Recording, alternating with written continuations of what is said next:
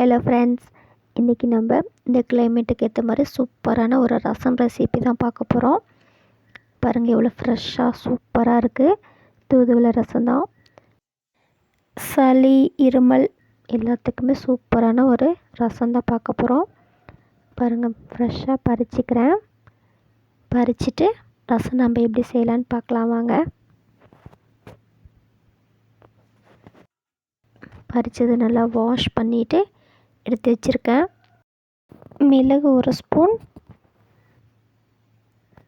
ஜீரகம் 1 ஸ்பூன், சோம்பு 1 ஸ்பூன், தனியா 1 ஸ்பூன், எல்லாத்தையும் நம்ம போட்டு பச்சையாக தான் அரைக்க போகிறோம்.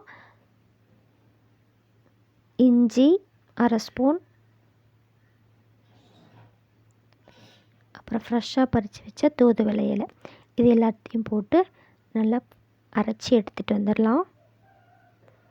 இது அப்படியே சூப் மாதிரியும் குடிக்கலாம், ரொம்ப நல்லது. அரைச்சி எடுத்துகிட்டு வந்துட்டேன். இப்போ நம்ம ரசம் தாளிச்சிடலாம். நல்லெண்ணெய் ஊற்றினாலும் நல்லாயிருக்கும். நான் இன்றைக்கி நல்லெண்ணெய் தான் ஊற்றியிருக்கேன். நீங்கள் கடலை எண்ணெய் கூட யூஸ் பண்ணலாம். எண்ணெய் போட்டு கடுகு போட்டாச்சு.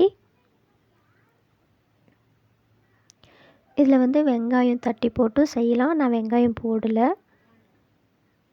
நம்ம அரைச்சி வச்சதை எடுத்து நம்ம ஊற்றிக்கலாம். தேவையான அளவுக்கு தண்ணி நான் ஊற்றிக்கிறேன். கொஞ்சமாக மஞ்சத்தூள் போட்டுக்கிறேன்.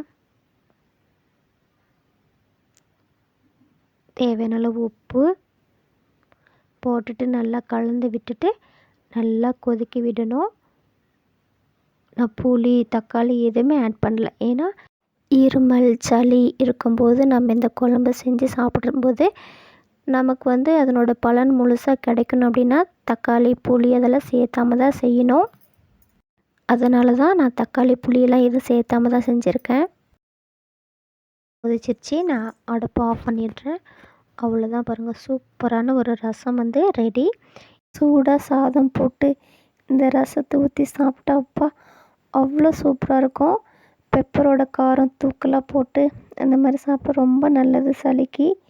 இந்த மாதிரி நீங்களும் ட்ரை பண்ணி பாருங்கள்.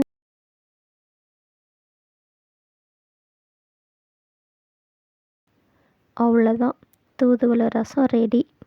இந்த வீடியோ உங்களுக்கு பிடிச்சிருந்ததுன்னா நித்யமோகன் கிச்சனுக்கு சப்ஸ்கிரைப் பண்ணிக்கோங்க. தேங்க்ஸ் ஃபார் வாட்சிங்.